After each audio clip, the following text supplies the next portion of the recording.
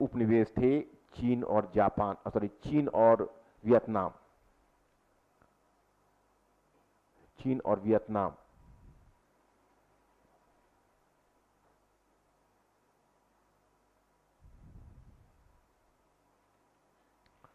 Don't this point not, इसको समझा तुम लोगों ने?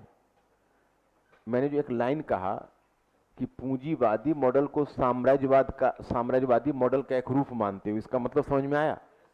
पूंजीवादी मॉडल को साम्राज्यवादी मॉडल का एक रूप मानते हुए कि भाई पूंजीवाद भी साम्राज्यवाद का ही एक भाई है, तो हम अगर पूंजीवाद को अपनाएंगे तो साम्राज्यवाद को शह देंगे, तो ऐसी मान्यता उनमें थी।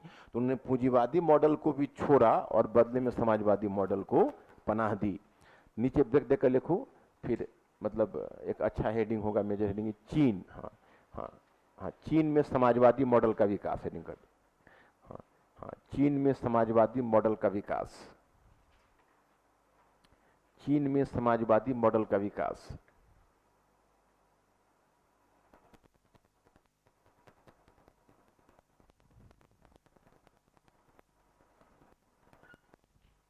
अब देखो तुम लोग को, अब चीन का एक बड़ा ही दिलचस्प और अलग इतिहास रहा है। एशिया का सबसे बड़ा, मतलब एक तो रूस के बाद, अगर रूस तो अपने आप को यूरोपीय मानता है ना, तो उसको अलग हटा दो, तो एशिया का सबसे बड़ा देश चीन ही था।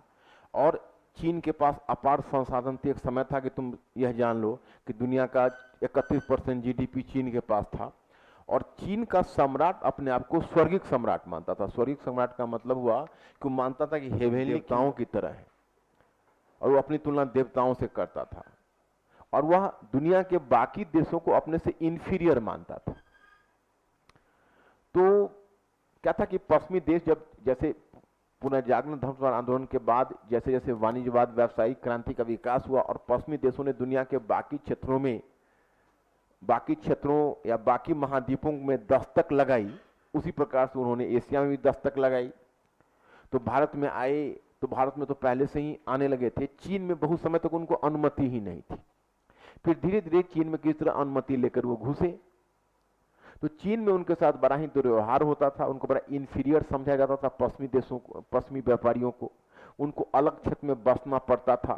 चीनी महिलाओं से विवाह नहीं कर सकते थे, और उनको अगर व्यापार करना है तो एक हान ग्रुप का व्यापारियों का समूह अलग संगठित किया गया था, और वह केवल हान ग्रुप के व्यापारियों के साथ ही वस्तुओं का आदान प्रदान कर सकते थे। खुले रूप में उनको व्यापारिक वस्तुओं को आदान प्रदान करने की अनुमति नहीं थी।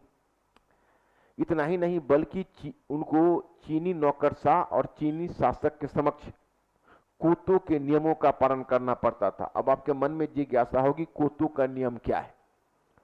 तो कोतो के नियम में क्या होता था कि उनको 3 बार घुटना जमीन पर टेक कर और 9 बार माथा टेकना होता था। तो वो जो नियम है उसको मानते थे बारबरस है, ये बर्बर नियम है, इसका हम पालन क्यों करें। और जब भी वह इस बात की शिकायत चीन के शासक से करते तो उनको सीधा जवाब मिलता। उसके बाद उनके पास कुछ कहने के लिए रह नहीं जाता कि आपको अगर परेशानी है तो आप यहां से क्यों नहीं चले जाते हो वापस, क्योंकि हमें आपकी वस्तुओं की जरूरत नहीं है। अगर हमने आपको अपने यहां व्यापार करने की अनुमति दी है तो हमने आप पर कृपा की है। तो उसके बाद कुछ कहने के लिए रह नहीं जाता। आगे क्या हुआ कि धीरे धीरे, चूंकि चीन से अब ब्रिटिश कंपनी को 2 महत्वपूर्ण उत्पादों की जरूरत थी, एक था रेशम और दूसरी थी चाय। तो रेशम और चाय के बदले पहले ब्रिटिश कंपनी चांदी देती थी, लेकिन भारत में जैसे उन्होंने कीमती धातुओं को रिप्लेस कर लिया था भारतीय क्षेत्र पर कब्जा करके, तो चीन में उन्होंने एक दूसरा तरीका अपनाया था, वो था अफीम व्यापार का।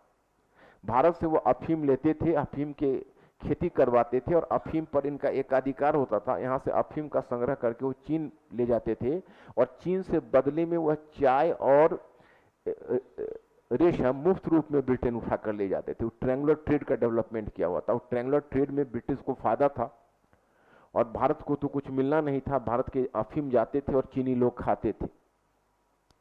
तो उसमें क्या हुआ कि एक समस्या तो आई व्यापार संतुलन की, क्योंकि पहले अगर ब्रिटिश लोग अगर वो वस्तुएं लाते थे तो उसके बदले उनको कीमती धातु देना होता था। अब उन्होंने कीमती धातु लाना बंद कर दिया था, और केवल इस अफीम व्यापार से वो अपने व्यापार की जरूरत को पूरा करते थे। तो धीरे धीरे इसमें क्या हुआ कि अब धीरे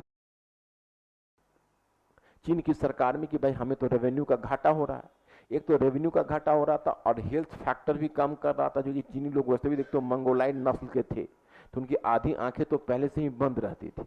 अफीम खाने के बाद उनकी पूरी आंखें बंद रहने लगी।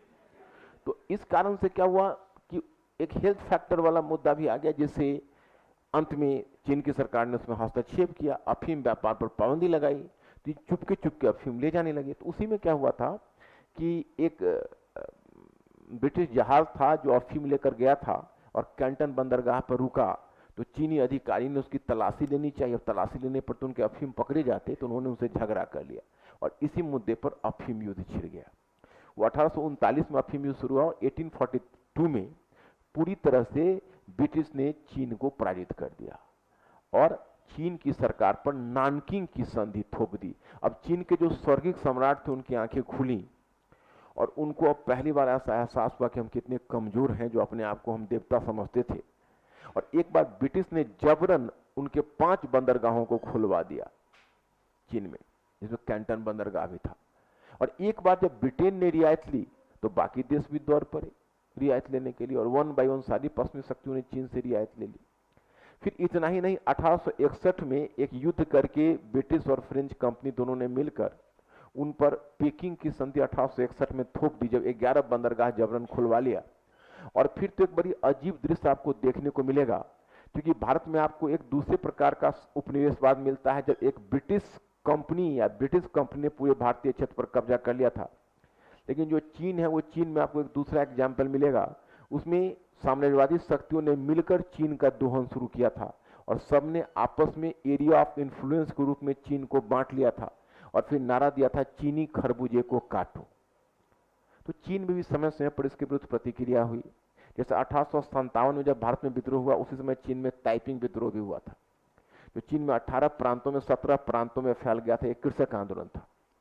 और फिर 1898-99 में बॉक्सर विद्रोह हुआ। बॉक्सर विद्रोह ने विदेशियों पर हमला किया। और फिर 1911-12 में चीन में राष्ट्रवादी आंदोलन हुआ। उसमें चीन में एक राष्ट्रीय पार्टी का गठन हुआ था जिसका नाम था कुमिंगतांग दल, और कुमिंगतांग दल के संगठक जो थे वो थे डॉक्टर सन्यास सेन। ये सब आपके सिलेबस में नहीं है, आपके सिलेबस में है चीन में साम्यवाद का उद्भव। तो डॉक्टर सन्यास सेन ने वहां एक मूवमेंट चलाया। तो 1912 में चीन का जो सम्राट था, अंतिम मंचू शासक, उसको गद्दी छोड़नी पड़ी और चीन को गणतंत्र घोषित किया गया 1912 में। और लेकिन डॉक्टर सन्यास सेन उस समय राष्ट्रपति नहीं हुए, राष्ट्रपति हुए 1916 में। तो कुल मिलाकर आप मानकर चलिए कि कुमिंगतांग दल चीन में स्थापित हुआ और उसने नारा दिया राष्ट्रवाद, समाजवाद और धर्मनिरपेक्षतावाद। तो पहले तो लगा कि भाई चीन में एक गणतंत्रवादी सरकार चीन की समस्या का समाधान कर देगी, लेकिन एक गणतंत्रवादी सरकार चीन की समस्या का समाधान नहीं कर सकी।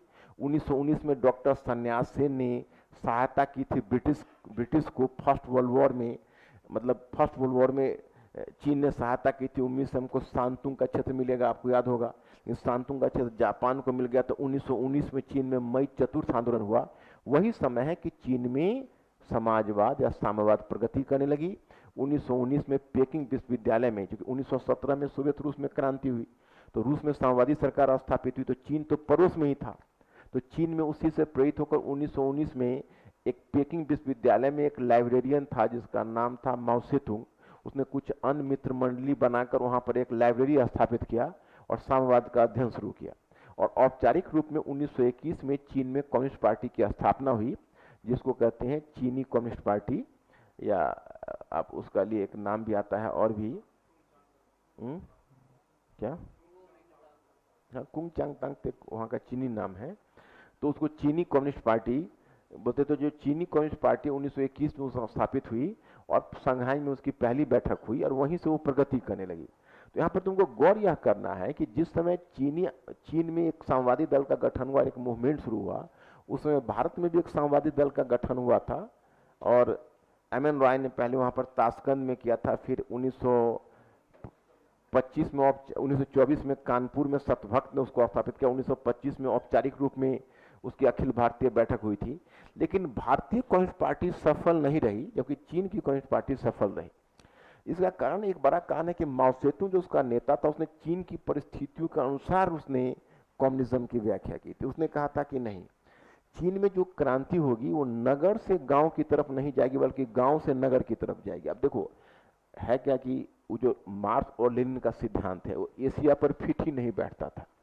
मार्क्स और लेनिन मानकर चलते थे कि जो इंडस्ट्रियल वर्किंग क्लास है, जो औद्योगिक श्रमिक वर्ग है, वो औद्योगिक श्रमिक वर्ग ही सर्वहारा है। तो औद्योगिक श्रमिक वर्ग को ही सर्वहारा मानते थे, बाकी को सर्वहारा मानते ही नहीं थे, और किसानों को सर्वहारा नहीं मानते थे। अब जहां की जनसंख्या 90% जनसंख्या कृषक है, 85% भी मान लो कम से कम, और मात्र 1 या 2% जनसंख्या है वो इंडस्ट्रियल वर्कर्स है। तो 1 और 2% के आधार पर आप मूवमेंट चलाओगे और 85% जनसंख्या को वंचित रखोगे उसका नेतृत्व से, तो कैसे काम चलेगा।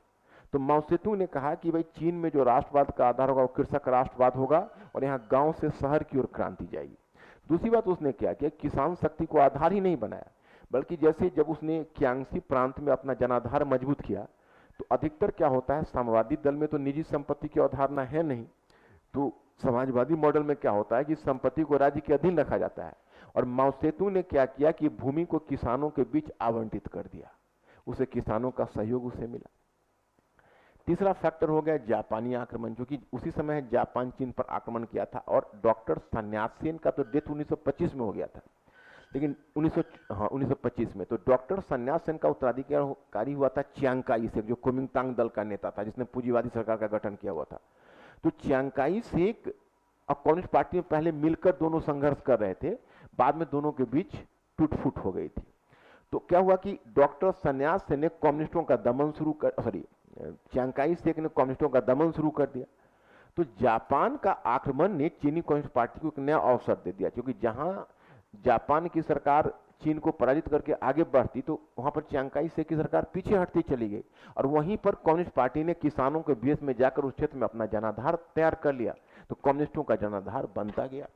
एक समय तो ऐसा आया कि जब क्यांगसी प्रांत में जब कम्युनिस्टों ने अपना मजबूत आधार बनाया हुआ था, उधर जापानी आक्रमण भी चल रहा था, लेकिन चियांग काई शेक ने जापान के आक्रमण से भी ज्यादा समस्या कम्युनिस्टों को माना और एक 10 लाख की बड़ी सेना भेजकर और तब क्यांगसी प्रांत के कम्युनिस्टों का बिल्कुल सफाया करने का निर्णय लिया। उसी समय माओ सेतुंग ने एक लॉन्ग मार्च चलाया, दैट वाज कॉल्ड लॉन्ग मार्च।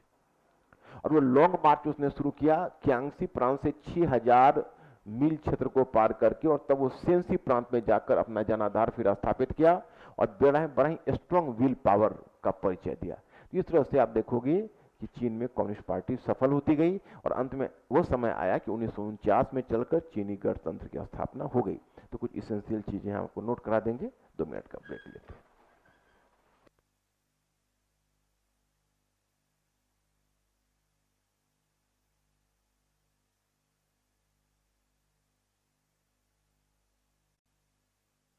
आप नीचे ब्रेक देकर लिखिए, छोटा सा इसी के अंदर हेडिंग, सब हेडिंग देखिए। हाँ, साम्यवादी मॉडल की ओर हेडिंग है, साम्यवादी मॉडल की ओर चीन के आकर्षण का कारण। साम्य